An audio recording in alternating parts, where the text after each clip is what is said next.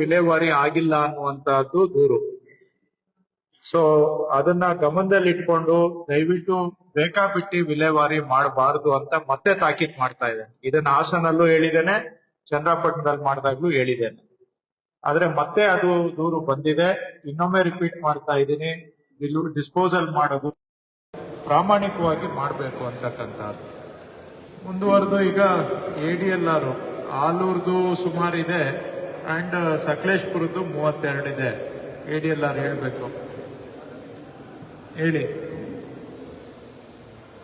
ಏನ್ ಮಾಡ್ತೀರಾ ಹೇಳಿ. ಈಗ ಎಲ್ಲ ಹದ್ಬಸ್ತು ಇದಾವೆ, ಆಮೇಲೆ ಒತ್ತುವರಿವು ಅದು ಕೆಲವು ನಿಮಗ್ ಮಾರ್ಕ್ ಆಗಿರ್ಬೋದು, ಕೆಲವು ತಹಶೀಲ್ದಾರ್ಗೆ ಮಾರ್ಕ್ ಆಗಿರ್ಬೋದು, ಅದ್ಲಿ ಬದ್ಲಿ ಆಗಿರೋವಿದಾವೆ.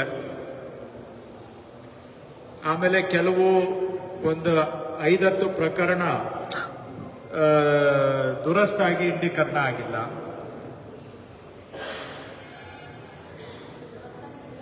ಅಲ್ಲ ಬಿಡಿ, ಉದಾಹರಣೆಗೆ ಹೇಳಿದೆ, ಅದು ಸ್ಪೆಸಿಫಿಕಲಿ ಅಲ್ಲ. ಈಗ ಎಲ್ಲ ಸೇರಿಸಿದ್ರೆ ನನ್ನ ಪ್ರಕಾರ 2 ತಾಲೂಕಿಂದ ಒಂದು 105 ಅರ್ಜಿಗಳು, 80ರಿಂದ 100 ಅರ್ಜಿ ಸರ್ವೆ ರಿಲೇಟೆಡ್ ಇದಾವೆ.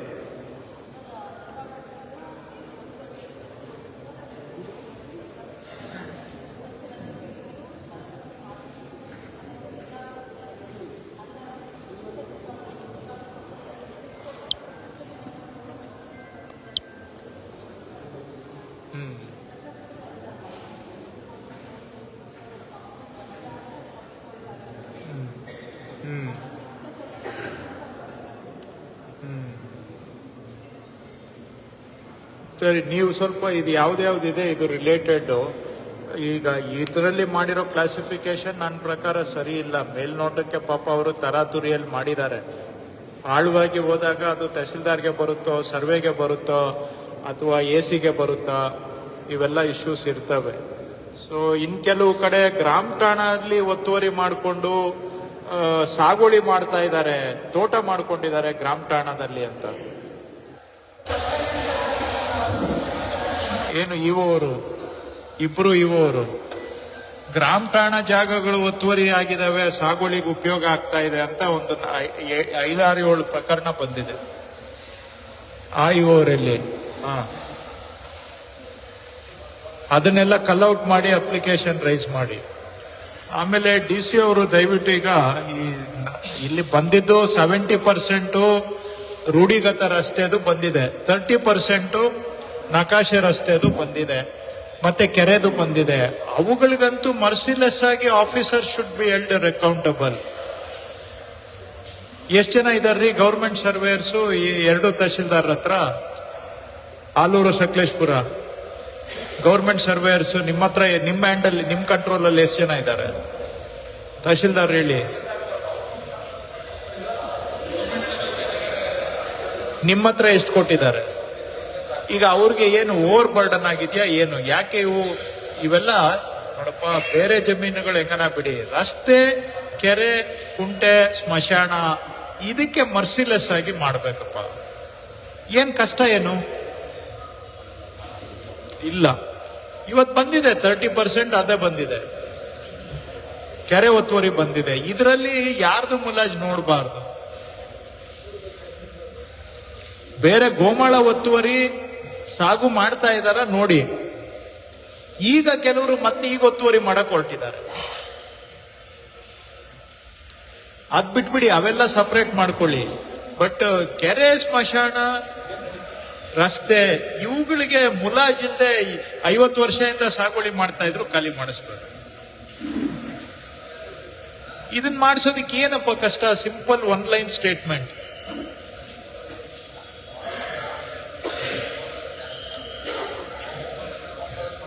ಹೇಳ್ತಾನೆ ಇದ್ದೀನಿ, ಆಗ್ತಾ ಇಲ್ಲ.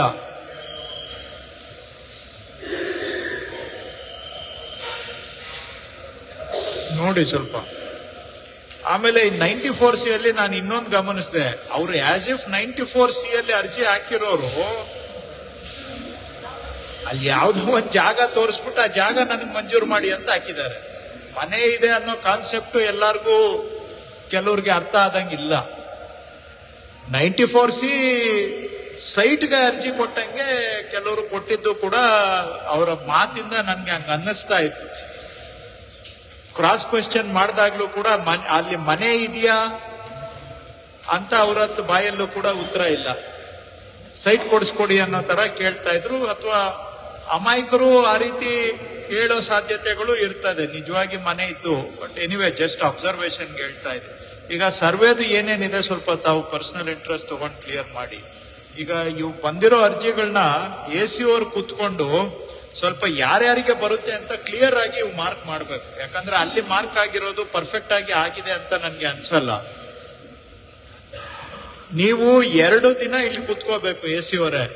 1 ದಿನ ಅರ್ಜಿಗಳನ್ನ ವಿಂಗಡಣೆ ಮರು ವಿಂಗಡಣೆ ಮಾಡಕ್ 1 ದಿನ ಕೂತ್ಕೋಬೇಕು ಎಲ್ಲಾರನ್ನೂ ಕೂರಿಸ್ಕೊಂಡು. 2ನೇ ದಿನ ಈ RRT ಅವು ಇವು ಎಲ್ಲ ಏನಿದಾವೆ ಬೇರೆ ವಿಷಯಗಳು ಅವುಗಳಿಗೆ 1 ದಿನ ಕೂತ್ಕೋಬೇಕು.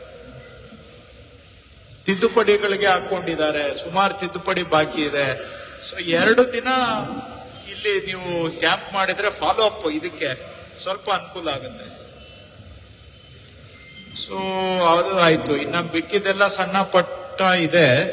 ನೆಕ್ಸ್ಟ್ ಬರೋದು ಎಕ್ಸಿಕ್ಯೂಟಿವ್ ಇಂಜಿನಿಯರ್. ಸುಮಾರು ರಸ್ತೆಗಳು ಹಾಳಾಗಿರೋದು ಗ್ರಾಮೀಣ ರಸ್ತೆಗಳದ್ದು ಬಂದಿದೆ. ಇವು ಅವರು AWR ರೋಡ್ಸ್, PWD ಕಮ್ಮಿ ಅನ್ಸುತ್ತೆ, ZP ಮೇಜರ್ ಬರ್ಬೋದು. ಯಾವ್ದು ಅರ್ಜಿ ಬಂದಿದೆ ನೋಡಿ, ನನ್ನ ಪ್ರಕಾರ 80% PRED ಇರುತ್ತೆ.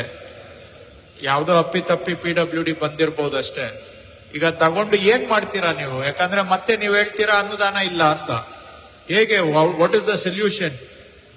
ಕೆಲವು ಕ್ರಿಟಿಕಲ್ ಇರೋದನ್ನಾದ್ರೂ ಅಟೆಂಡ್ ಮಾಡ್ಬೇಕಲ್ಲ. ಕೆಲವು ಗ್ರಾಮ ಪಂಚಾಯತಿ ವ್ಯಾಪ್ತಿನೇ ಬರ್ತವೆ. ಅದೇ ನಾನು ಅದನ್ನೇ ಅವ್ರ ಬಾಯಿಂದ ಬರ್ಲಿ ಅಂತ ನೋಡ್ತಾ ಇದ್ದೆ. ಅವ್ರು ಏನ್ ಹೇಳ್ತಾ ಇಲ್ಲ. ಅವ್ರು ನಾಳೆ ಅದೇ ಕೇಳ್ತಾರೆ, ಯಾಕಪ್ಪ ಮಾಡಿಲ್ಲ ಅಂದ್ರೆ ಅನುದಾನ ಇಲ್ಲ ಅಂತ ಹೇಳ್ತಾರೆ. ನೋಡಿ ಸ್ವಲ್ಪ ಅದನ್ನ ಇವ್ರು ಕೂರಿಸ್ಕೊಂಡಾಕ ಅವರು ಅದೇನು ಸ್ಪಷ್ಟವಾಗಿ ಹೇಳ್ತಾ ಇಲ್ಲ. PWD ನೋಡಿ, ಇಲ್ಲಾಂದ್ರೆ CA ಅವ್ರು ಹೇಳ್ದಂಗೆ ನರೇಗಾ ಪ್ಲಸ್ ಬೇರೆ ಫಂಡ್ಸ್ ಹಾಕೊಂಡು ಈಗ ಅವ್ರಿಗೂ ಬಂದಿದ್ದ ದುಡ್ಡಲ್ಲಿ ನೀವು ಪ್ರಪೋಸ್ ಮಾಡಿ ಇವೆಲ್ಲ ನೋಡಿ ಸರ್ ಬಂದಿದೆ ಸ್ವಲ್ಪ ಮಾಡಿ ಅಂತ ಹೇಳಿ ಮಾಡಿ. ಆಮೇಲೆ ಎಸ್ಕಾಮ್ದು ಬಂದಿತ್ತು ಸುಮಾರು. ನೋಡಿಯಪ್ಪ ಎಸ್ಕಾಮ್ ಅವರು ಯಾರು ಸ್ವಲ್ಪ ಅವೆಲ್ಲ ಏನೇನ್ ಇಶ್ಯೂಸ್ ಬಂದಿದೆ, ಶಿಫ್ಟಿಂಗ್ ಕೇಳಿದ್ದಾರೆ, ಅದು ಇದು ಸ್ವಲ್ಪ ಮಾಡ್ಕೊಡಿ. ಮತ್ತೆ ನೀವೇ ಕಟ್ಟಿ ಅಂತ ಹೇಳೋದು, ಬಜೆಟ್ಗೆ ಕಾಯೋದು, ಆ ರೀತಿ ಆಗೋದು ಬೇಡ.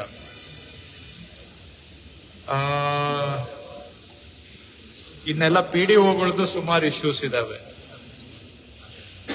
ಆನೆ ಮಾಲ್ ಅದು ಪಂಚಾಯತಿ ಒಂದೇ 18 ಅರ್ಜಿ ತೋರಿಸ್ತಾ ಇದೆ. ಏನದು ಆನೆ ಮಾಲ್? ಪಂಚಾಯತಿ ಇದೆಯಾ ಆನೆ ಮಾಲ್?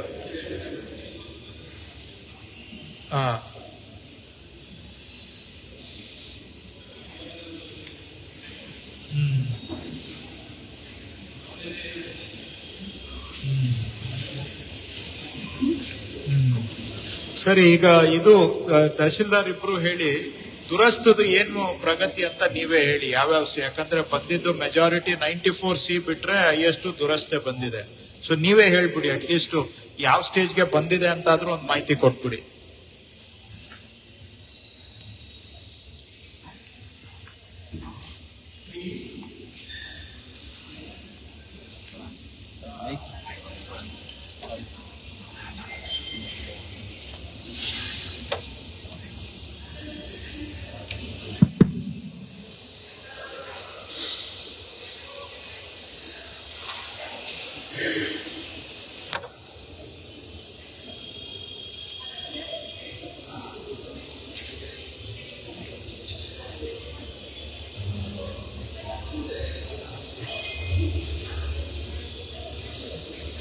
ಇಷ್ಟ ದಿನ ಏನ್ ಮಾಡಿದ್ದು ಮತ್ತೆ ಹಂಗಾದ್ರೆ?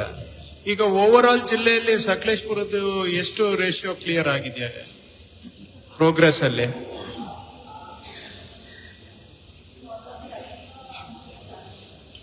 ಸರ್ವೆ ನಂಬರ್ ಅಥವಾ ಗ್ರಾಂಟೀಸ್ ಬ್ಲಾಕ್ ಗ್ರಾಂಟೀಸ್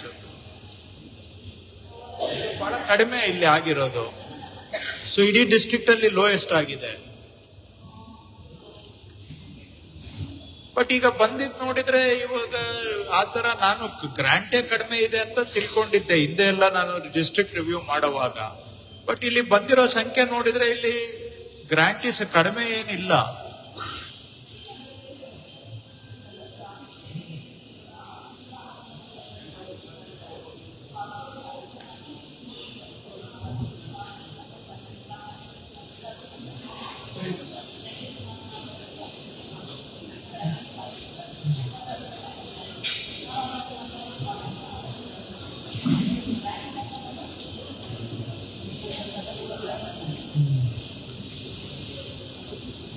ಈಗ ಮಾಡ್ಬೇಕಲ್ಲ ಇವರು.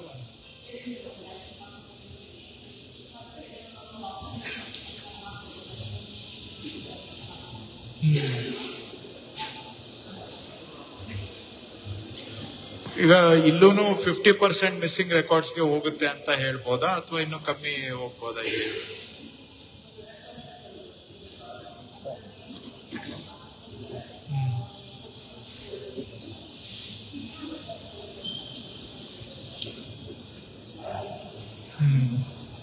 ಅದು ನೋಡ್ಬೇಕಮ್ಮ. ಈಗ ಸೀರಿಯಸ್ ಆಗಿ ನೀವು ಸುಮ್ನೆ ನಿಮ್ಮವರು ಮಿಸ್ಸಿಂಗ್ ರೆಕಾರ್ಡ್ಸ್ ಕಳ್ಸಿದ್ರೆ ವೆರಿಫೈ ಮಾಡ್ದೇನೆ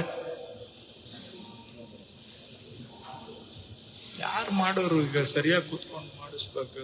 ನೋಡಿ ಯಾಕೋ ಸಮ್ಮ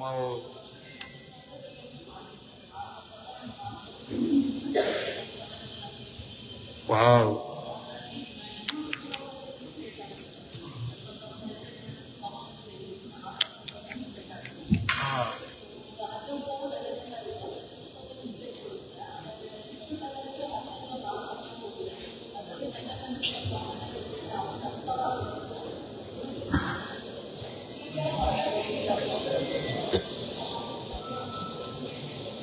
ಈಗ ನೀವು ಮಾಡಿ ಅವರು ಸ್ವಲ್ಪ ಇಲ್ಲಾಂದ್ರೆ ಇದು ಎಲ್ಲ ಬೇರೆ ಮಧ್ಯ ಸ್ಲಿಪ್ ಆಗೋ ಚಾನ್ಸಸ್ ಇದೆ. ಯಾಕೋ ಇದು ಇಲ್ಲಾಂದ್ರೆ ಬೇರೆ ಇಲ್ಲಿ ಪ್ರೋಗ್ರೆಸ್ ಕೊಟ್ಟಿತ್ತ. ನಿಮ್ದು ಹೇಳಿ.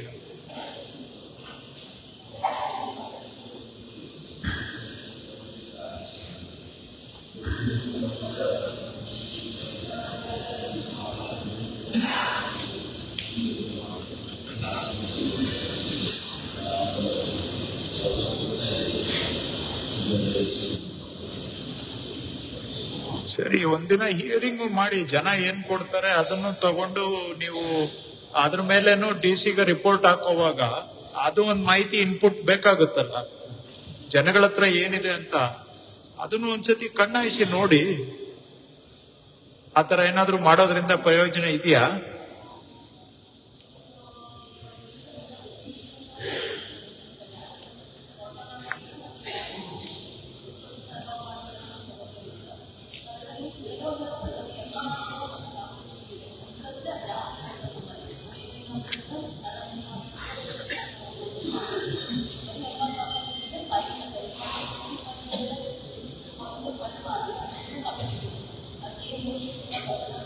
ಒರಿಜಿನಲ್ MR ಇದ್ರೆ ಮಾಡ್ಬೋದಲ್ಲ.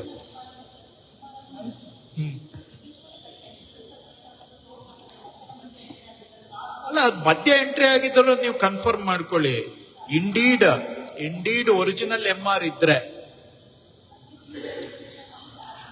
ಅದು ಕಂಪಲ್ಸರಿ. ಫೀಲ್ಡ್ ಅಂತೂ ನಾಳೆ ಆದ್ರೂ ಫೇಲ್ ಆಗುತ್ತಲ್ಲ.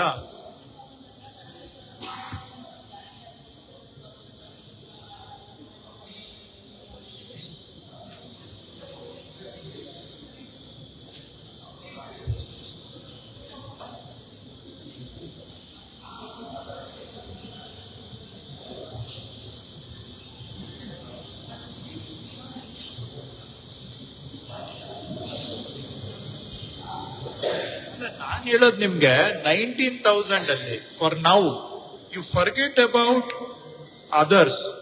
2 ರೆಕಾರ್ಡ್ ಇರೋದು ಮಾತ್ರ ನೀವು ಪೆಂಡಿಂಗ್ ಅಂತ ತಗೊಳ್ಳಿ. ಉಳಿದಿದ್ದು you forget about the others. You don't bother about 19,000. 2 record ಇರೋದು ಎಷ್ಟು ಅಷ್ಟನ್ ಮಾತ್ರ ನೀವು ಅದ್ರ ಕಡೆಗೆ ಮಾತ್ರ ಗಮನ ಕೊಡಿ. ಇನ್ನು 10,000 ಬಿಟ್ಬಿಡಿ. Forget about the 10,000. You put your energy into this 9,000. Instead of spreading your energy over 19,000, you invest your energy only on 9,000. ಅದರಲ್ಲಿ ಎಷ್ಟು ಮಾಡಕ್ಕಾಗುತ್ತೆ ಮಾಡಿ. Okay, good. ಹೌದು.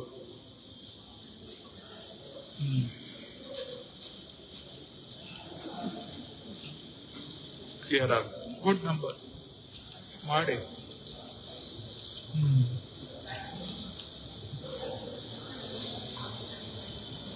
ಕಾನ್ಫಿಡೆನ್ಸ್ ಅಥವಾ ಅಟ್ಲೀಸ್ಟ್ ಡಿಸಿಷನ್ ಮೇಕಿಂಗ್ ಎಬಿಲಿಟಿ ಬರುತ್ತೆ.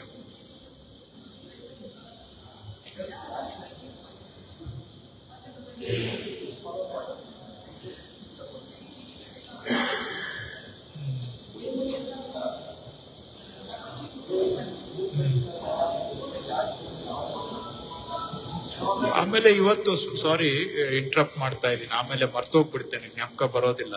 ಈಗ ಇನ್ಕಂಪ್ಲೀಟ್ ಹಿಂದೆ ಬಗರುಕುಮು ದರ್ಖಾಸ್ತು ಇದ್ರೆ ಇನ್ಕಂಪ್ಲೀಟ್ ಅನ್ನ ತಗೊಂಡು ಬಗರುಕುಮ್ ಆಪ್ ಅಲ್ಲಿ ಕಂಪ್ಲೀಟ್ ಮಾಡಿ. ಇವತ್ತು ಅವು ತುಂಬಾ ಬಂದಿದಾವೆ.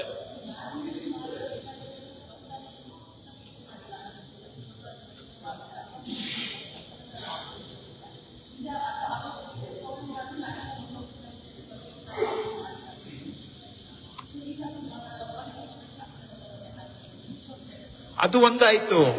ಡಿಜಿಟೈಸ್ ಆಗದೆ ಇರೋದಲ್ಲ ನಾನು ಹೇಳ್ತಾ ಇರೋದು. RTC ಆಗೋಗಿದೆ ಅಥವಾ ರೆಸಲ್ಯೂಷನ್ ಆಗಿದೆ.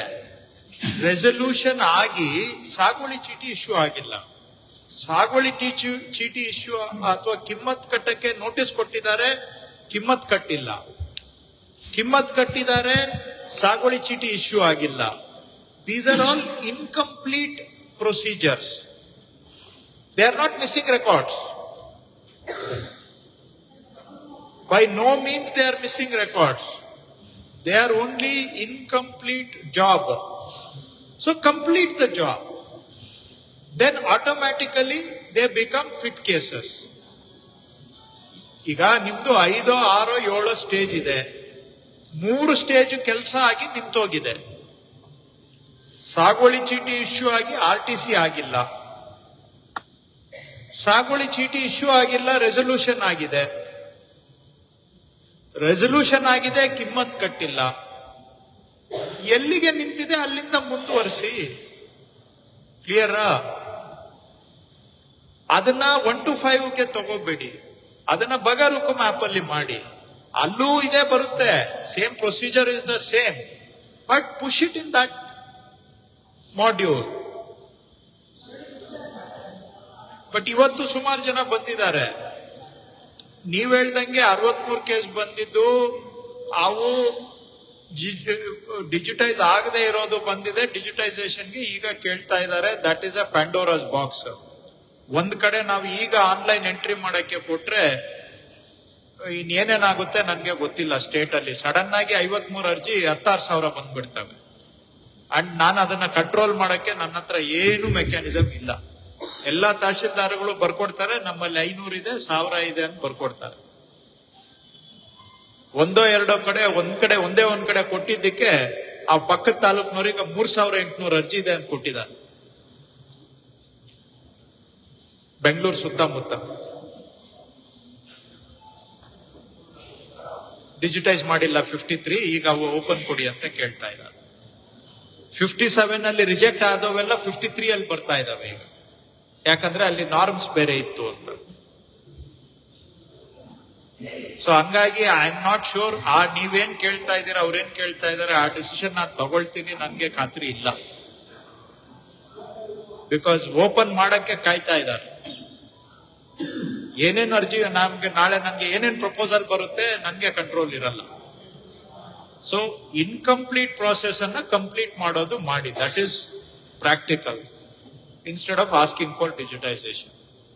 ಅದನ್ನ ನೀವು RTC ಆಗಿಲ್ಲ ಅಂದ್ರೆ RTC ಕೊಟ್ಟು ಮಾಡಿಸಿ ಅದನ್ನ ಕಂಪ್ಲೀಟ್ ಮಾಡಿ. ಅದಕ್ಕೆ ನಿಮ್ಗೆ ಇದು ಯಾವುದಕ್ಕೆ ಅಪ್ಲೈ ಆಗುತ್ತೆ? ಕಮಿಟಿಯಲ್ಲಿ ರೆಸಲ್ಯೂಷನ್ ಆಗಿದ ನಂತರದಕ್ಕೆ ಅಪ್ಲೈ ಆಗುತ್ತೆ. ಕರೆಕ್ಟ್?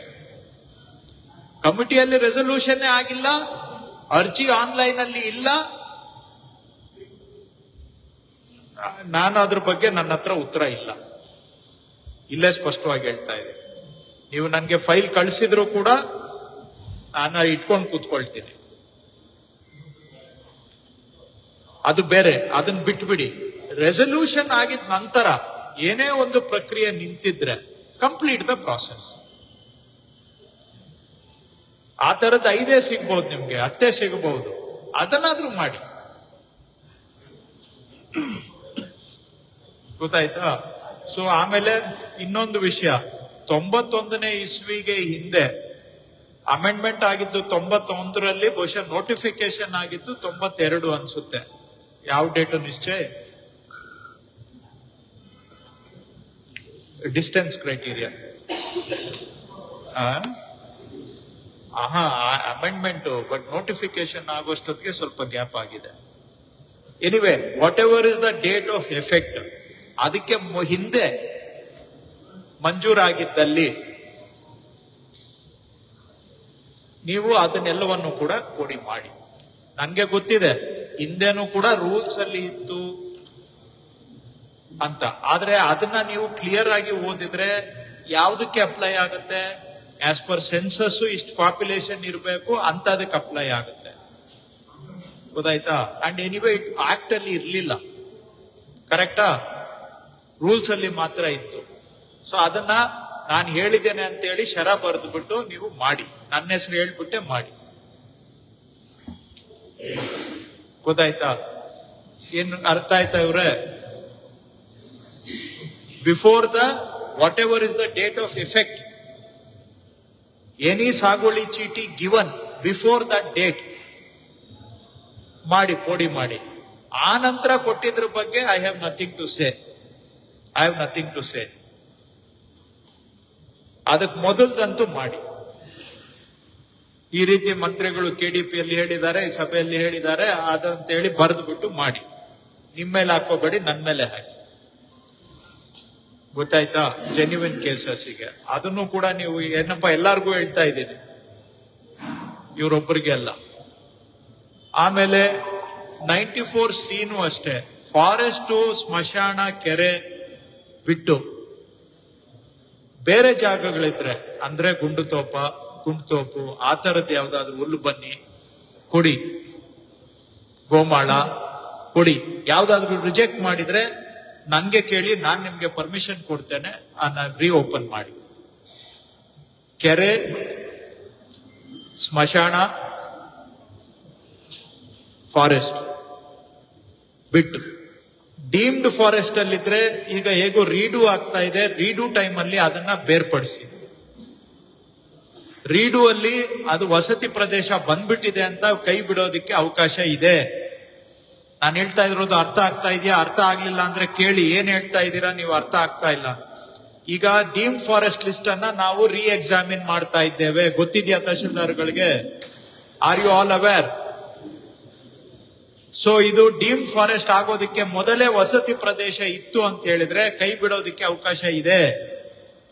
ಅದನ್ನ ಕೈ ಬಿಡಿ.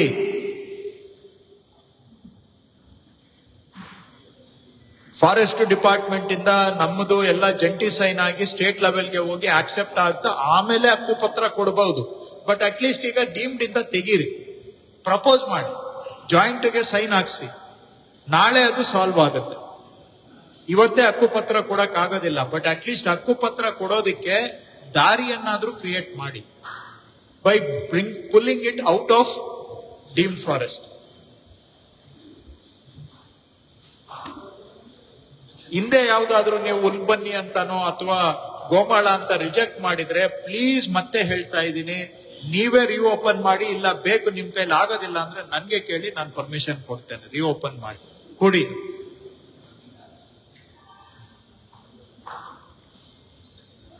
ಇಷ್ಟು ಎಲ್ಲರಿಗೂ ಕೂಡ ಅನ್ವಯಿಸುತ್ತೆ. ಇದೆಲ್ಲ ಕಾಮನ್ ಪ್ರಾಬ್ಲಮ್ಸ್, ಸ್ವಲ್ಪ ಗಮನದಲ್ಲಿ ಇಟ್ಕೊಳ್ಳಿ. ಸೊ ಬೇರೆ ಇನ್ನೇನಾದ್ರೂ ಇದೆಯಾ ನಿಮ್ದು? ಇನ್ನ ತಹಶೀಲ್ದಾರ್ಸ್ತೆ ಮೇಜರು. ಇಒ ಅವರು ನಿಮ್ದು ಸ್ವಲ್ಪ ಈ ಸ್ವತ್ತು ಅದು ಇದು ಮುನ್ಸಿಪಾಲಿಟಿ ಅವರದು ಮತ್ತೆ ಗ್ರಾಮ ಪಂಚಾಯಿತಿಗಳದು ಬಂದಿದಾವೆ. ಆಮೇಲೆ ಆಗ್ಲೇ ಹೇಳಿದ್ನಲ್ಲ, ಮೈಕಲ್ಲೂ ಹೇಳಿದೆ, ಅವರು ಆಶ್ರಯ ಅಂತ ಮಾಡಿದ್ದಾರೆ ಅಂತ ಹೇಳಿ. ಏನ್ರಿ ಇಒ ಅವರೇ, ಎಷ್ಟು ಆತರ ಕೇಸಸ್ ಇರಬಹುದು? ಆಶ್ರಯ ಅಂತ ಜನಗಳ ಕೈಲಿ ಯಾವ್ದೋ ಒಂದು ಪ್ರಿಂಟ್ ಔಟ್ ಇದೆ, ಆದ್ರೆ ನಿಮ್ಮಲ್ಲಿ ದಾಖಲೆ ಇಲ್ಲದೆ ಇರುವಂತವು ಎಷ್ಟಿರ್ಬೋದು? ನಿಮ್ ಗಮನದಲ್ಲಿ ಇದೆಯಾ ಅಂತವು? ಪಟ್ಟಿ ಮಾಡಿಸಿದೀರಾ? ಎಷ್ಟು ಇರ್ಬೋದು? ಎಷ್ಟು ವಸತಿ ಪ್ರದೇಶ ಇರ್ಬೋದು ಆ ರೀತಿ?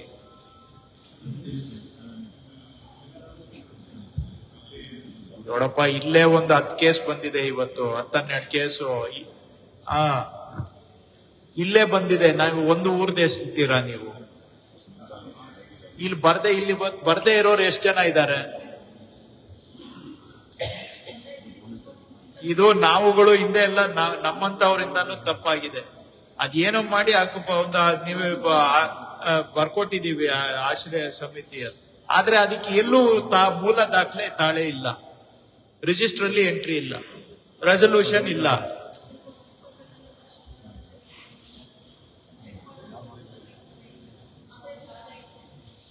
ಮನೆಗಳಿದಾವೆ. ಖಾಲಿ ಇರೋದು ಸರ್ಕಾರ ತಗೋಬೇಕು, ಫ್ರೆಶ್ ಆಗಿ ಆಶ್ರಯ ಸಮಿತಿ ಮಾಡಿ ಅದರ ಮುಖಾಂತರ ಹಂಚಿಕೆ ಮಾಡಬೇಕು. ನಾನ್ ಹೇಳ್ತಾ ಇರೋದು ಬರೀ ಯಾವ್ದು ಮನೆಗಳು ಬಂದ್ಬಿಟ್ಟಿದಾವೆ ಅಂತದ್ದು. ಈಗ ಇವ್ರು ಏನ್ ಹೇಳ್ತಾರೆ, ಅದು ಆಶ್ರಯಗೆ ರಿಸರ್ವ್ ಆಗಿದೆ, ನಾವು ಹಕ್ಕುಪತ್ರ ಈಗ 94D ಅಲ್ಲಿ ಕೊಡಕ್ ಬರಲ್ಲ ಅಂತ ಇವ್ರು ಹೇಳ್ತಾರೆ. ಅದಕ್ಕೆ ನಾನು ಹೇಳಿದ್ದು, ತಹಶೀಲ್ದಾರರು ಇಒ ಅವರು ಕೂತ್ಕೊಂಡು ಅವರಿಂದ ಬರೆಸ್ಕೊಂಡು ಇರುವಂತವ್ರಿಗೆ ಹಿಂದೆ ಕೊಟ್ಬಿಟ್ಟಿದೆ, ಆದ್ರೆ ಇವ್ರಿಗೆ ಮೂಲ ಮಂಜೂರಾತಿ ಎಲ್ಲೂ ಇಲ್ಲ, ಅದನ್ನ ಈಗ ಕಂದಾಯ ಗ್ರಾಮದಲ್ಲಿ ಮಾಡ್ಕೊಡಿ ಅಂತ ಹೇಳಿ ಜಾಯಿಂಟ್ ಆಗಿ ತೀರ್ಮಾನ ಮಾಡಿದ್ರೆ ಅವೆಲ್ಲಾನು ಕೂಡ ಕಂದಾಯ ಗ್ರಾಮದಲ್ಲಿ ಮಾಡ್ಬೋದು. ಇಲ್ಲ ಅಂದ್ರೆ ದೇರ್ ಇಸ್ ನೋ ಸೊಲ್ಯೂಷನ್. ಇಲ್ಲ ಅಂದ್ರೆ ನೀವು ಈಗ ಏನ್ ಮಾಡ್ಬೇಕು, ಆಶ್ರಯ ಸಮಿತಿಯಲ್ಲಿ ಇಡ್ಬೇಕು, ಇಟ್ಟು ಏನಂತ ಬರಿಬೇಕು, ಫ್ರೆಶ್ ಆಗಿ ಸೈಟ್ ಕೊಡ್ತಾ ಇದ್ದೀರಿ ಅಂತ ಬರಿಬೇಕು. ಕಟ್ಟಿರೋ ಮನೆಗೆ ಸೈಟ್ ಕೊಟ್ಟಂಗೆ, which is anyway would winking, which is illegal. Why ಅದು ಯಾಕೆ ಮಾಡ್ಬೇಕು? ಅದ್ರ ಬದ್ಲಿಗೆ ಅವರು ಇದನ್ನ ಇಲ್ಲ ನೀವು ಕಂದಾಯ ಇಲಾಖೆಯಿಂದ ಕೊಡಿ ಅಂತ ಹೇಳಿ ಬರ್ಕೊಟ್ಟು ಅವ್ರ ಕಡೆಯಿಂದ ಕೊಟ್ರೆ ಆಗತ್ತೆ. ಯಾಕೆ ಗೊತ್ತಿದ್ದು ಕಾನೂನನ್ನ ಯಾಮಾರಿಸೋದು ಯಾಕೆ? ಈಗ ಎಲ್ಲಾ ತಾಲೂಕಲ್ಲೂ ಇದೇ ತರ ಇರುತ್ತೆ ಅಂತ ನಾನು ಅನ್ಕೊಳ್ತೇನೆ. ಬೇರೆಯವರು ಸ್ವಲ್ಪ ಇದು ಗಮನ ಕೊಡಿ. ಕಾಮನ್ ಪ್ರಾಬ್ಲಮ್ಸ್ ಇವೆಲ್ಲವೂ ಕೂಡ. ಸೊ ಇಷ್ಟು ವಿಷಯಗಳು. ಇನ್ನ ಬೇರೆ ಯಾವ್ದಾದ್ರು ಇದ್ರೆ ಹೇಳಿ ತಾವು. ಇವರು ಪ್ರಮುಖವಾಗಿ ಬಂದಂತ ಇಶ್ಯೂಸ್ ಇಷ್ಟು.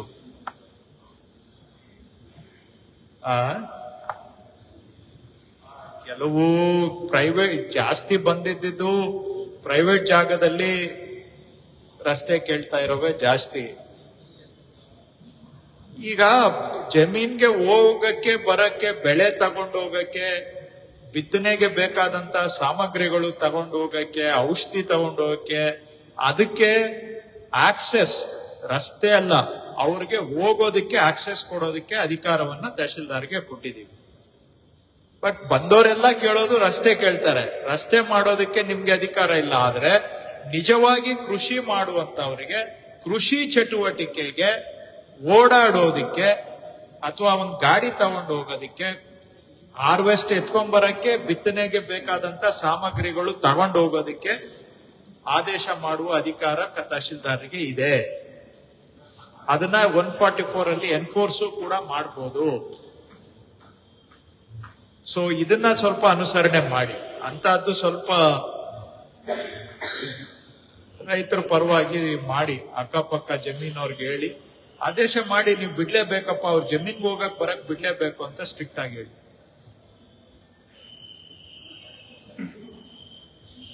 ಇಷ್ಟು ವಿಷಯಗಳು. ಈಗ ಸ್ವಲ್ಪ ಇನ್ನೂ ಸಮಸ್ಯೆಗಳು ಬರ್ತಾನೆ ಇದಾವೆ.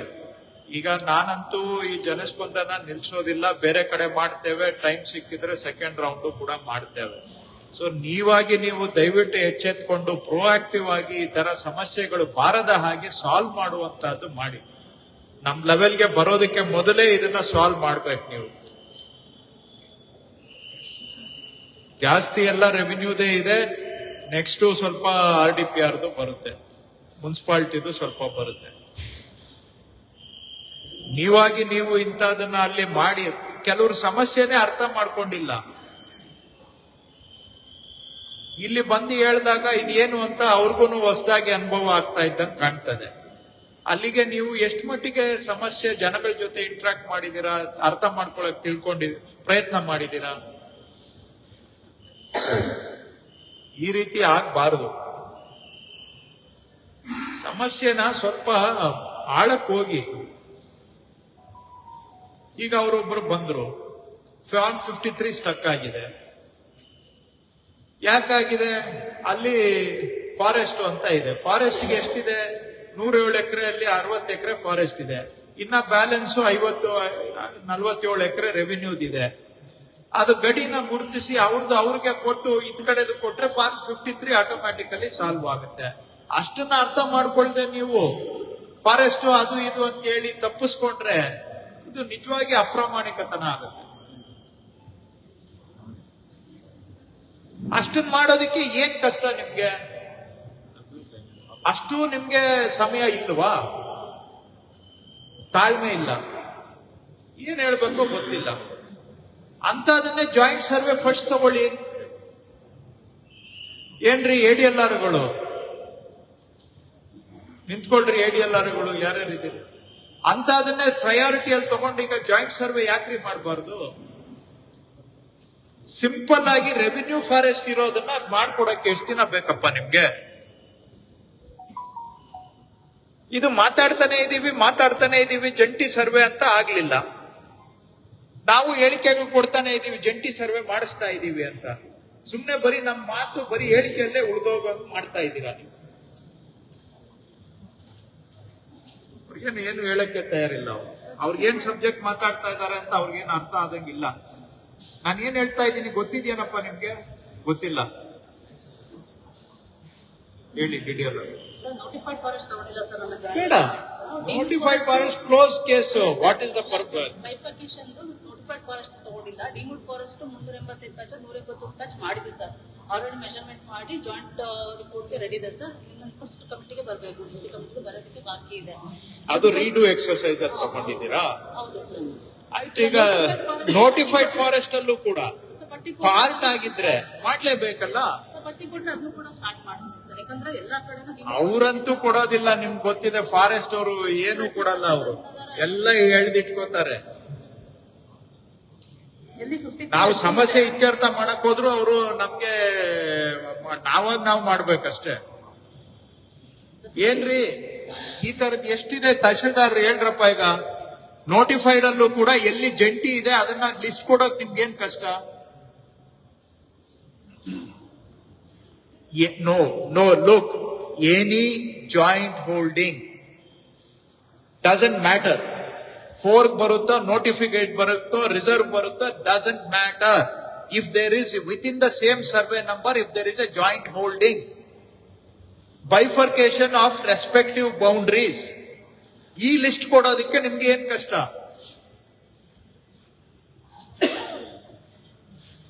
ನೋಟಿಫೈಡ್ ಆದ್ರೆ ಯಾಕೆ ಮಾಡಬಾರ್ದು?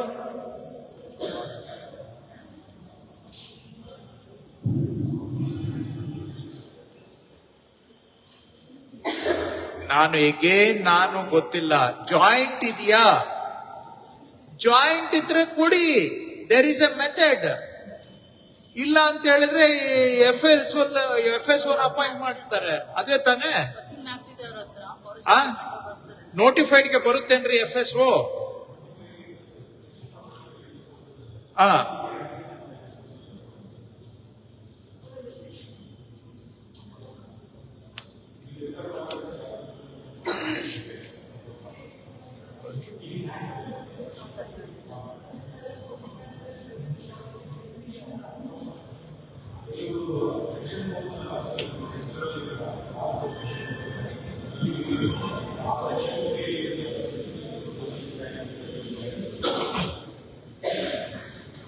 ಕೊಡಿ ಅದನ್ನ.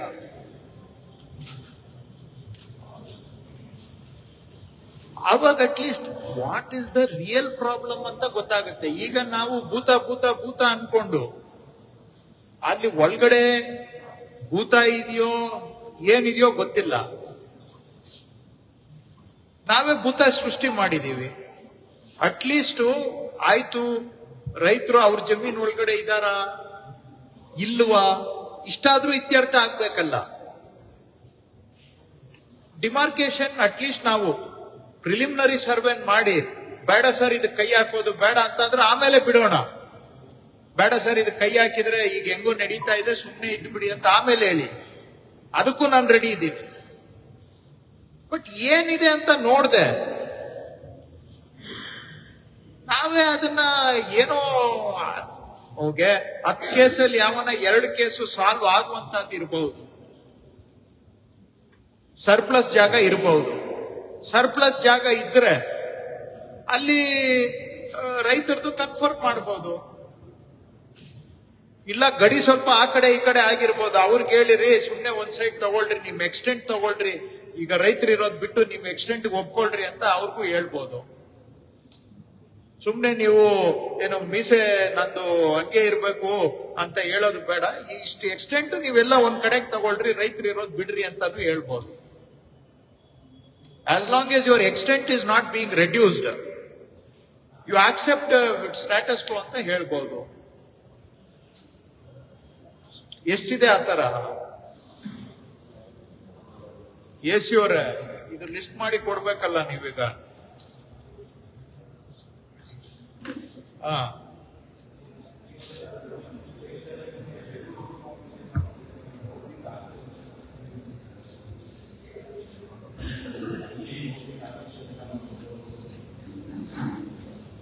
ಬಟ್ ಇನ್ ಪ್ರಿನ್ಸಿಪಲ್ ಕೊಟ್ಟಿದ್ದೀರಾ, ಬಟ್ ಬೌಂಡ್ರಿ ಫಿಕ್ಸ್ ಆಗಿದೆಯಾ? ಅಯ್ಯೋ, ನೀವು ಮಾಡಿದ್ದಲ್ಲ, ನಾವು ಸರ್ವೆ ಅವ್ರು ಮಾಡ್ಬೇಕು, ನೀವು ಮಾಡಿದ್ದು ಆಗೋದಿಲ್ಲ. ಅದು ಸರ್ವೆ ನೋಡಿ ಸರ್, ದೇಶದಲ್ಲಿ everything depends on the government survey. You can't create your own. There is no provision in you, in the forest department to do the survey. Vidhana Soudha survey ಮಾಡ್ಬೇಕಾದ್ರೂ ಗವರ್ಮೆಂಟ್ ಸರ್ವೆನೇ ಮಾಡ್ಬೇಕು, ತಿಳ್ಕೊಳ್ಳಿ. President of India house survey ಮಾಡ್ಬೇಕಾದ್ರೆ ಸರ್ವೆನವರೇ ಮಾಡ್ಬೇಕು. President of India cannot have his own surveyors. ಅದನ್ನ ಹೇಳಿ ಸುಮ್ಮನೆ. Don't create your own laws that don't exist. I can claim everything is mine ಅಂತ. That is why there is a notified agency which is responsibility, it is to say what is what anta. ಅದನ್ನೆಲ್ಲ ನೀವು ಹೇಳ್ಕೋಬೇಡಿ. You subject it to survey by the joint survey by the survey department. Whatever comes out, everybody has to accept it. ಈ ತರ ಎಲ್ಲ ನೀವು ಅಧಿಕ ಪ್ರಸಂಗಿತನದ ಮಾತಾಡಬೇಡಿ. ನೀವು who are you to mark your boundary? ಎಲ್ಲಾರು ಅವ್ರವ್ರ ಬೌಂಡ್ರಿ ಅವ್ರವ್ರೇ ಮಾರ್ಕ್ ಮಾಡ್ಕೊಳಕ್ ಶುರು ಮಾಡ್ಬಿಟ್ರೆ ಯಾಕಿರ್ಬೇಕು? ರೆವಿನ್ಯೂ ಡಿಪಾರ್ಟ್ಮೆಂಟ್ ಯಾಕಿರ್ಬೇಕು? ಸರ್ವೆ ಡಿಪಾರ್ಟ್ಮೆಂಟ್ ಯಾಕಿರ್ಬೇಕು? Respect everybody. Everybody is as important as anybody else. Village accountant lowest level functionary, he or she ಹಾಕಿದ ರಿಪೋರ್ಟ್ ಅನ್ನ ಪ್ರೆಸಿಡೆಂಟ್ ಆಫ್ ಇಂಡಿಯಾನು ಚೇಂಜ್ ಮಾಡಕ್ಕಾಗಲ್ಲ. ಅವರು ಕೆಳಗಡೆ ಇದ್ದಾರೆ ಅಂತ don't disrespect them. Everybody has the role to play. ಬರೀ ಆರ್ಮಿಯಲ್ಲಿ ಜನರಲ್ ಒಬ್ಬರದೇ ಅಲ್ಲ ಕೆಲಸ, ಜವಾನಂದು ಕೆಲಸ ಇದೆ. Don't disrespect people like that. As long as they are with in their scope, respect them. ಅವ್ರು ದಾಟಿದ್ರೆ, ಅವ್ರ ಗಡಿ ದಾಟಿದ್ರೆ ನೀವು ನಿಮ್ ರೈಟ್ಸ್ ಅನ್ನ ಅಸರ್ಟ್ ಮಾಡಿ. ನೀವು ಎಲ್ಲರೂ ಕೆಲಸ ಮಾಡ್ಬಿಟ್ರೆ ಇದೇ ಪ್ರಾಬ್ಲಮ್. ಅಲ್ಲಿ ಬಂದು ಹೇಳ್ತಾ ಇದ್ರಿ ಇವತ್ತು, ಯಾರ್ಯಾರೋ ಫಾರೆಸ್ಟ್ ಒತ್ತುವರಿ ಮಾಡೋರು, ಎಸ್ಟೇಟ್ಗಳವರು, ಅದನ್ನೇನು ಮಾಡಲ್ಲ. ಅದ್ಯಾವುದು ಕಾಣೋದಿಲ್ಲ. ಎಲ್ಲ ಸೆಲೆಕ್ಟಿವ್ ಆಗಿ ಅಪ್ಲೈ ಮಾಡ್ತೀರಿ. ಎನಿವೆ, ಈಗ AC ಅವರೇ, ಈಗ ಎಲ್ಲೆಲ್ಲಿ ಜಂಟಿ ಇದೆ, ಪೂರ್ತಿ ನಂಬರ್ ಇದ್ದು ಆ ನಂಬರ್ನ ಗಡಿ ಬಗ್ಗೆ ಏನು ತಕರಾರಿಲ್ಲ ಅಂತ ಹೇಳಿದ್ರೆ ಬಿಟ್ಬಿಡಿ.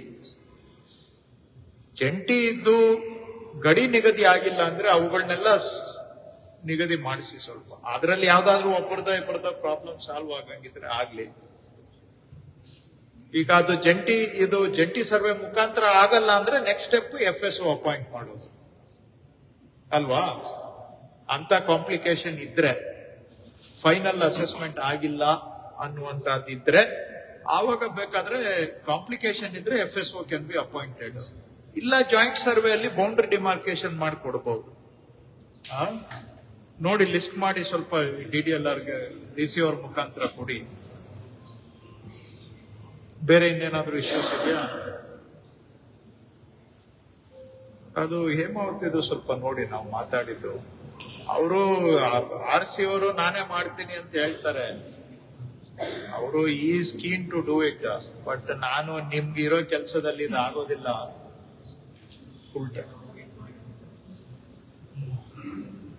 ಹೌದಾ? ಕುಡಿ ನಂಬರ್ ಕಾಪಿ ಕಟರಿ. ನೀವು ACS ಹತ್ರ ಮಾತಾಡಿ. It is not in his knowledge. ನಮ್ಮಿಬ್ಬರದು ಅಭಿಪ್ರಾಯ ಅದೇ ಇದೆ, ಒಂದು ಫುಲ್ ಟೈಮ್ ಸೆಟಪ್ ಮಾಡ್ಬೇಕು ಅಂತ.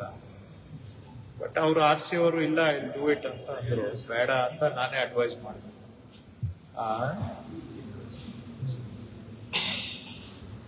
ಇಟ್ ಇಸ್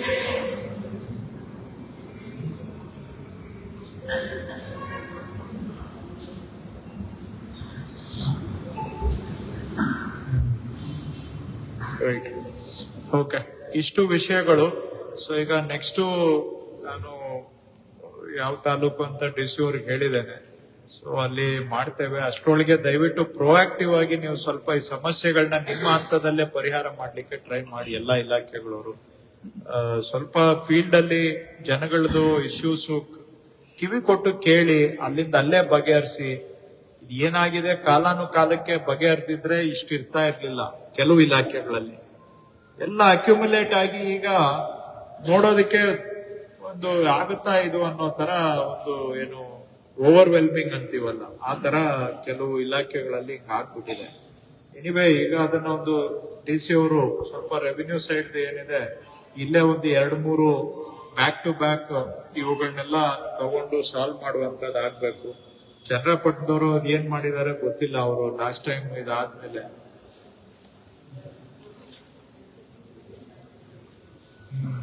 RRT ದೆಲ್ಲ ಅಲ್ಲಿ ಕರೆಕ್ಷನ್ಸ್ ತುಂಬಾ ಇತ್ತು. ಈಗ ಏನ್ ಮಾಡಿದ್ದಾರೆ? ಟೋಟಲ್ 49 ಇದೆ ಸರ್ RRT ತಿದ್ದುಪಡಿ ಸರ್. ಅದ್ರ 41 ಮಾಡಿದ್ದೆ ಸರ್. ಇನ್ನು 8 ಬಾಕಿ ಇದೆ ಸರ್. ಅದ ನೀವು RRT ನಡುವಲ್ಲಿ ಬಂತು ಸರ್. ಅದ್ರಾಗ ಹಾಕಿದೆ ಸರ್. ಅದೇ ಕ್ಲಿಯರ್ ಆಗಿದೆ. ಎಲ್ಲಾ ರೀತಿಯ ತಿದ್ದುಪಡಿಗಳನ್ನು ಸೇರಿ 48 ಏನಾಯ್ತಿದ್ದು. ಹೇಳಿ ಮುಂದಕ್ಕೆ. ಅದ್ರಾಗ ದುರಸ್ತಿ ಪ್ರಕರಣಗಳು 374 ಸರ್. ಅವಕ್ಕೆ ಪ್ರೊಸೆಸಲ್ಲಿ ಇರೋದ್ರಿಂದ ನಾವು ನಂಬರ್ ಕೊಟ್ಟಿದ್ದೀವಿ ಸರ್. ಅಲ್ಲಿ ಸ್ಟೇಟ್ ಆನ್ಲೈನ್ ಅವರಿಗೆ ಫೋನ್ ಕಾಲ್ ಆಗುತ್ತೆ ಸರ್. ಈಗ ನಿಮ್ಗೆ ನಂಬರ್ ಕೊಟ್ಟಿದ್ದೀವಲ್ಲ, ಅದಕ್ಕೆ ನಿಮ್ಗೆ ಸ್ಯಾಟಿಸ್ಫ್ಯಾಕ್ಷನ್ ಐತೆ ಅಂತ ಕೇಳ್ತಾರೆ. ಅವ್ರು ಅದಕ್ಕೆ ರಿಜೆಕ್ಟ್ ಮಾಡಿದ್ರೆ ವಾಪಸ್ ಮತ್ತೆ DC ನಂಬರ್ ಲಾಗಿನ್ಗೆ ಅದು ಖುಷಿ ಆಗುತ್ತೆ. ಅಂತ ಪ್ರಕರಣಗಳು ವಾಪಸ್ ಪುಸ್ ಆಗಿದೆ ಸರ್. ಉಳಿದು ನಾವು ಅದನ್ನು ಮಾಡಿಕೊಟ್ಟಿದ್ದೀವಿ ಸರ್. ಅದರಲ್ಲಿ ಸರ್ ನಕಾಶೆ ರಸ್ತೆಗಳು 11 ರಸ್ತೆಗಳನ್ನ ಚಲೋ ಮಾಡಿಕೊಟ್ಟಿದ್ದೀವಿ ಸರ್. ಆ ನಕಾಶೆಗಳ ರಸ್ತೆಗಳು ಟೋಟಲ್ 34 ಅದಕ್ಕೆ ಇನ್ನೊಂದು ಗೊತ್ತಿದೆ ಸರ್. ಯಾವಾಗಲೂ ಕಾಂಪ್ರಮೈಸ್ ಮಾಡಬೇಕು. ಅಲ್ಲಿ ಏನಾದರೂ ಹೋಗಿ ಕಾಂಪ್ರಮೈಸ್ ಮಾಡಿಸಿದ್ವಿ ಸರ್. ಅಲ್ಲಿ ಸ್ವಲ್ಪ ಪ್ರಕಾರ ಸರ್ ನಮಗೆ ಜಾಸ್ತಿ ಆನ್ಲೈನ್ದಾಗ ಅಪ್ಡೇಷನ್ ಆಗಿಬಿಟ್ಟು ವಾಪಸ್ ಮೇಡಮ್ ಆಗಿ ಬಂದಿದ್ವಿ ಸರ್. ಮತ್ತೆ ನಾವು ವಾಪಸ್ ಹಾಕ್ಸಿದ್ವಿ ಸರ್. ಆಮೇಲೆ ಇದೇ ಕೇಸ್ ಸರ್ ಗಿಡ ಕಟ್ಟೆಗಳು ಒತ್ತುವರಿ ಇದೆ ಸರ್. ಅದರಲ್ಲಿ ಟೋಟಲ್ ಒತ್ತುವರಿ ಬಂದು ಸರ್ 22 ಇದೆ ಸರ್. ಅದರಲ್ಲಿ ನಾವು ಈ 10 ಮಾತ್ರ ಮಾಡಿದ್ದೀವಿ ಸರ್. ಇನ್ನು 12 ಆಲ್ರೆಡಿ ನೋಟಿಸ್ ತಂದು ಡೇಟ್ ಇಟ್ಟಿಸ್ಕೊಂಡಿದ್ದೀವಿ. ಇವತ್ತು ಒಂದೆರಡು ಡೇಟ್ ಇದ್ದು ಸರ್ ಹೋಗಿದ್ದಾರೆ. ಅವನು ಕ್ಲಿಯರ್ ಮಾಡಿ ಉಳಿದೆಲ್ಲ ನಾವು ಈಗ ನಿಮ್ಮಲ್ಲೂ ಸುಮಾರು ಈ ಕಂದಾಯ ಗ್ರಾಮಕ್ಕೆ ಫಿಟ್ ಕೇಸ್ಗಳು ಕಂಡು ಬಂದ್ವು ಅವತ್ತು. ಅವತ್ತು ತಾವು ಮಾಡ್ಬೇಕು ಸರ್. ನಾವು 0 ಇತ್ತು ನಮ್ದು ಯಾವ್ದು ಲೀಸ್ಟ್ ತಗೊಂಡಿದ್ದೀವಿ ಸರ್. ಈವರೆಗೂ ನಾವು 47 ವಿಲೇಜಸ್ ತಗೊಂಡಿದ್ದೀವಿ ಸರ್. ಮೇಡಮ್ ಅದನ್ನ ಆಲ್ರೆಡಿ ಸಬ್ಮಿಟ್ ಮಾಡಿದ್ದೀವಿ ಸರ್. 47 sir total 47. ಆಮೇಲೆ ಈಗ ಕ್ರಯಪತ್ರದಂತೆ ಖಾತೆ ಮಾಡ್ಕೊಡಿ ಅಂತ ಒಂದು 20-30 ಬಂದಿದ್ವು. ಟೋಟಲ್ 15 ಪ್ರಕರಣಗಳು ಇದ್ವು ಸರ್. ಅದರಲ್ಲಿ 12 ಪ್ರಕರಣಗಳು ಆಲ್ರೆಡಿ ಮ್ಯೂಟೇಷನ್ ಚೇಂಜ್ ಆಗಿದ್ವು. ಅದಕ್ಕೆ ನಾವು ಸಿವಿಲ್ ಕೋರ್ಟ್ ಕೊಟ್ಟಿದ್ದೀವಿ ಸರ್. ಎರಡನ್ನು ನಾವು ಮಾಡಿಕೊಟ್ಟಿದ್ದೀವಿ. ಪ್ರೆಸೆಂಟ್ ಆರ್ಟಿಸ್ಟ್ ಅವ್ರದೇ ಇತ್ತು ಸರ್. ಹಾಗಾಗಿ ನಾವು ಅವ್ರದ್ದು ಖಾತೆ ಬದಲಾವಣೆ ಮಾಡಿಕೊಟ್ಟಿದ್ದೀವಿ. ಇಂಡೀಕರಣ ಆಗದೆ ಇದ್ದವು ಎಷ್ಟಿದ್ವು? ಕೋಡಿಯಾಗಿ ಇಂಡೀಕರಣ ಆಗದೆ ಇದ್ದವು ಕೋಡಿಯಾಗಿ ಇಂಡೀಕರಣ ಟೋಟಲ್ ಸರ್ ನಮ್ಮ 157 ಸರ್. ನಾವು ಹೋದ್ಸಲ BC ತಗೊಂಡಾಗ ನಮ್ಗೆ ಅದ್ರ ಬಗ್ಗೆ 157 ಸರ್. ನಾವು ಟೋಟಲಿ ಲೀಸ್ಟ್ ತೆಗೆದು ನೋಡ್ಬೇಕಾದ್ರೆ 75 ಪ್ರಕರಣಗಳು ನಮ್ಗೆ ದಾಖಲಾತಿ ಹೋಗಿದ್ದೀವಿ ಸರ್. ಅವ್ನು ಲೀಸ್ಟಲ್ಲಿ ತಗೊಂಡಿದ್ದೀವಿ ಸರ್. 31 ನಮ್ಗೆ ದಾಖಲಾತಿ ಸಿಗಲಿಲ್ಲ ಸರ್. ಅವ್ನು ಇನ್ನೂ ಮತ್ತೊಂದು ಸರ್ ಖರ್ಚು ಮಾಡ್ಕೊಂಡು ADLR ಹತ್ರ ಇಲ್ವಾ? ಇಲ್ಲ ಸರ್.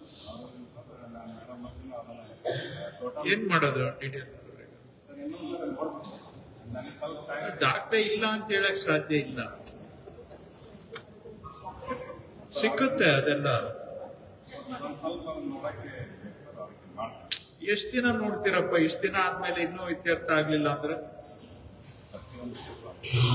ಪ್ರತಿಯೊಂದು ಕೇಸ್ ಅಲ್ಲ. ಈಗ 31 ಕೇಸಿಗೆ ಅಲ್ಲಿ ಫೈನಲ್ ಆರ್ಡರ್ ಸಿಗದೆ ಇರ್ಬೋದು, ಆದ್ರೆ ಬೇರೆದೆಲ್ಲ ಸಿಗುತ್ತೆ. ಫೈಲ್ ಇರುತ್ತಲ್ಲ. ಆಮೇಲೆ ಇದು ಏನು ದುರಸ್ತ ಆಗದೆ ಇರೋವು ಒಂದಷ್ಟಿದ್ವೇನೋ. ಇದು ದುರಸ್ತ ಆಗಿ ಇಂಡೀಕರಣ ಆಗದೆ ಇರೋದು. ದುರಸ್ತ ಆಗದೆ ಇದ್ದದ್ದು ಹೌದು. ಮತ್ತೆ ಇನ್ನೊಂದು ಆಲ್ರೆಡಿ ಮಂಜೂರಿ ಆಗಿ ಸರ್. ಈಗ ವಿವಿಧ ಹಂತಗಳು ತಾವು ಈಗ ಹೇಳಿದ್ರೆ ಸರ್. ಆ ಹಂತದಾಗಿರೋ ಒಂದು 800 ಚಿಲ್ಲರೆ ಕೇಸ್ ಅದ ಸರ್. ಅದು 800 ಚಿಲ್ಲರೆ ಕೇಸ್ ಇದೆ ಸರ್. ಅವನಿಗೆ ನಾವು ಮಾಡ್ತೇವೆ ಸರ್. ಮುನ್ಸಿಪಲ್ ಲಿಮಿಟ್ ಬಿಟ್ಟು ಇನ್ನೆಲ್ಲ ಮಾಡ್ರಿ. ಮತ್ತೆ ಮುನ್ಸಿಪಲ್ ಇರೋದು ಸ್ವಲ್ಪ ಇತ್ತು ಸರ್, ಅದನ್ನ ಯಾವ ನಾವು ಮಾಡಿಲ್ಲ ಸರ್. ವಜಾ ಮಾಡ್ರಿ ಮುಲ್ಲಾಜಿನ. ಯಾರನ್ನ ಗಲಾಟೆ ಮಾಡ್ಕೊಂಡು ಬೈಕೊಂಡ್ಲಿ ನಮ್ಗೆ ಬೈಕೋತಾರೆ. ಅಲ್ಲೆಲ್ಲ ಕೋಟಿಗಳಿದೆ ನನ್ಗೆ ಗೊತ್ತು, ಬಹಳ ಸಿಟ್ಟ ಆಗ್ತಾರೆ, ಆದ್ರೆ ಆಗ್ತಾರೆ. ಅದೆಲ್ಲ ಒಂದು ಪಬ್ಲಿಕ್ 3 ಕಿಲೋಮೀಟರ್ ಇರೋದ್ರ ಬಗ್ಗೆ ತಾವು ನಿಮ್ಮ ಮುಖಾಂತರ ಕ್ಲಾರಿಫಿಕೇಶನ್ ಕಳಿಸ್ಕೊಂತ ನಾನು ಕಳಿಸಿದ್ದೆ ಸರ್. ಅದಕ್ಕೆ 3 ಕಿಲೋಮೀಟರ್ ಇರೋದ್ರಿಂದ ಅದನ್ನ ಮಾಡಬಾರ್ದು ಅಂತ ಬಂತು. ಉಲ್ಲಂಘನೆ ಇದೆ ಸ್ಪಷ್ಟವಾಗಿ, ಅದನ್ನು ಕನ್ಸಿಡರ್ ಮಾಡಬೇಡ್ರಿ ಅಂತ. ನೆಕ್ಸ್ಟ್ ಒಂದು ಪದ ಏನಾಗಿದೆ ಸರ್, ನಿಮ್ಮ ಹಂತದಲ್ಲಿ ಕ್ರಮ ತಗೊಳ್ರಿ ತಹಸೀಲ್ದಾರು ಮತ್ತೆ PDL ಅಂತ ಬಂತು. ಅದಕ್ಕೆ ಒಬ್ಬರು ಬಂದು ಬಹಳಷ್ಟು ಗಲಾಟೆ ಮಾಡ್ಕೊಂತ ನಿಮ್ಮ ಹಂತದಾಗ ಅನ್ನೋದಂದ್ರೆ ನೀವೇ ಇದನ್ನು ಮಂಜೂರು ಮಾಡಿಕೊಡ್ಬೇಕನ್ನ ಅರ್ಥ ಅಂತ ಹೇಳಬೇಕು. ನಾನಿಲ್ಲಪ್ಪ ನಾನು ಬರಂಗಿಲ್ಲ, ಇದರ ಅರ್ಥ 94A ಪ್ರಕಾರ ಕ್ಯಾನ್ಸಲೇಷನ್ ಕರಿಬೇಕು. ಮೋಡ್ ಕ್ಯಾನ್ಸಲೇಷನ್ PDL ಮೇಡಮ್ ಬರೀಬೇಕು, ಇಷ್ಟೇ ಇರೋದು ಅಂತ ಹೇಳಿದ್ದೀನಿ ಸರ್. ನಾ ಸ್ಟ್ರೈಕ್ ಮಾಡ್ತಾರೆ ಹಾಗೆ ಅಂತ ಗಲಾಟೆ ಮಾಡ್ಬೇಕು. ನಾನು ಒಂದು 50 ಜನ ಕರ್ಕೊಂಡು ಆದ್ರೂ ಮಾಡಿಕೊಡ್ತೇವೆ ಸರ್, ನಿಯಮದ ಪ್ರಕಾರ ಅದನ್ನು.